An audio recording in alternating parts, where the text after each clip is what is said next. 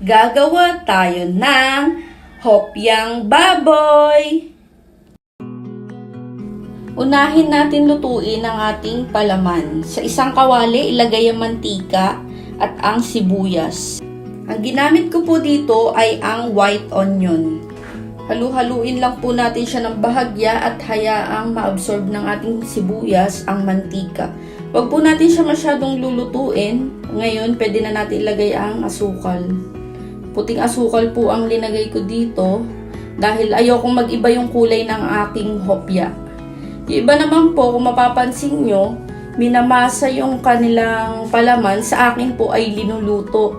Kasi ang gusto ko po sa aking palaman ay yung texture na malagkit, yung makunat. Ilagay na po natin ang evaporated milk at ang asin.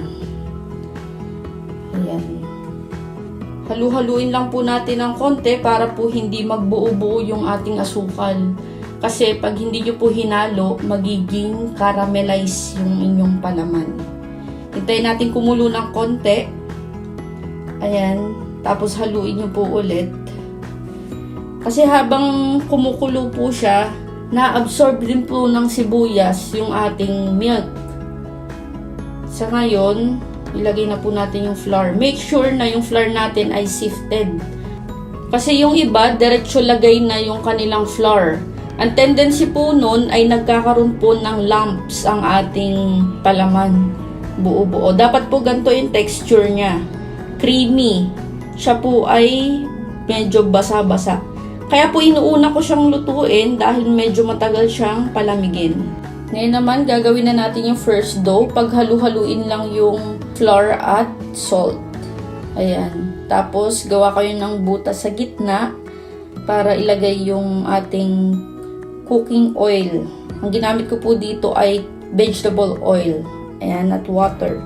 Mix lang po natin. Ito po ay hindi katulad ng tinapay na minamasa ng para mapakinis. Ito po ay lightly lang. Yan. Pwede nga pong spatula lang ang gamitin natin, pero dahil mamasahin ko siya, dahil gusto kong ma-make sure na yung flour natin ay equally distributed sa ating ingredients. Hindi naman po siya importante na mapakinis. Yan. Medyo sticky po talaga siya, malambot. Dahil ito po yung nagiging crust ng ating hopyang baboy. I-wrap lang po natin at i-chill natin sa refrigerator ng 30 minutes. Set aside natin. At ngayon naman yung second dough. Sa bowl, ilagay ang flour. Ang ginamit ko po dito ay all-purpose flour. At isama na rin po natin ang ating sugar. At ang ating vegetable shortening. O kaya, pwede naman din po ang lard. Yan. Dagdag kunat din po sa ating dough. O diba? Perfect combination. Pag unang kagat mo may crust, sabay kunat bago pa yung filling. Ayan. Ito po ay minamasa din ng bahagya para po mabuo siya. Ayan. Kasi may part po na puro shortening lang, walang sugar, para po siyang crumbs sa unang texture. Pag minasa nyo po siya, para na po siyang dough. Medyo mas matigas siya ng konti kaysa dun sa crust. Yan. Ito po ay makunat pagka naluto, para siyang clay. Set aside po natin siya. At buksan na po natin ang ating crust na pinalamig ng 30 minutes sa refrigerator. I-roller lang po natin siya, fa-flatten kung gaano kanipis po yung kaya ninyo, dahil ipapatong pa po natin dito yung ating second dough. Ayan. Medyo malaki po kasi yung aking rolling pin. Ito po ay rolling pin ng aking fondant. I-scatter na po natin yung ating second dough. Hindi naman po importante na lahat po ng space ay ma-fill in ng ating second dough. Dahil ito po ay pampadagdag kunat lang sa ating tinapay. Yan, ipa-flatten natin ng konti at i-roller. Ayan, para po kumalat. Kung mapapansin nyo, parang may butas-butas, yung hindi siya na-fill in ng ating second dough, okay lang po yun. It's time to roll.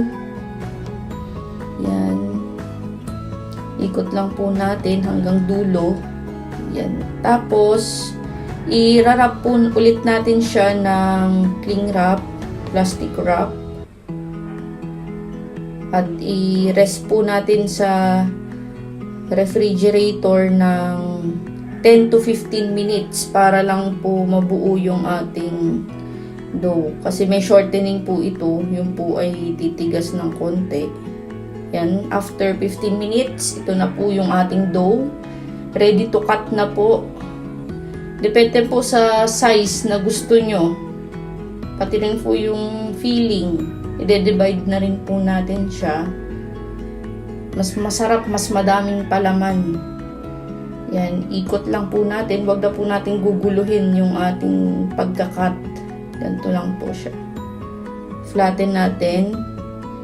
Tapos, ilagay ang ating palaman. Kung gaano kadami po ang gusto nyong palaman.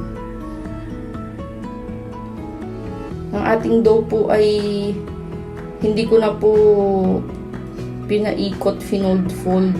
Ito po ay rinol ko lang. Press lang po natin ang ating palm at i-fold. Yan.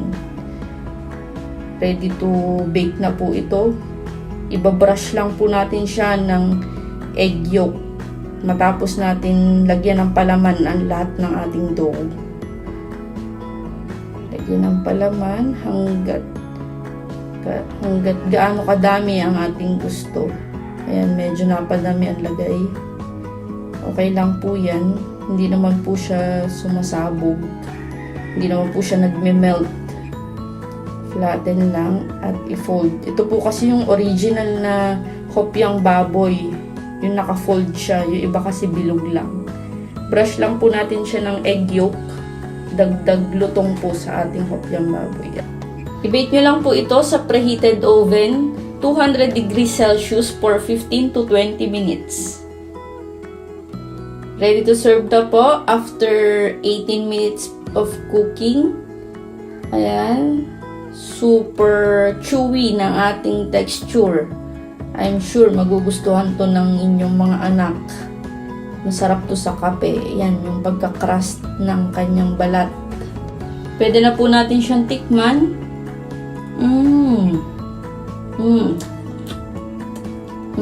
Sarap. Super chewy. Malutong ang labas, medyo maalat-alat kontra sa ating tamis ng palaman. Please don't forget to click subscribe, bell all para lagi kang updated sa bago kong i-upload na video. Thank you!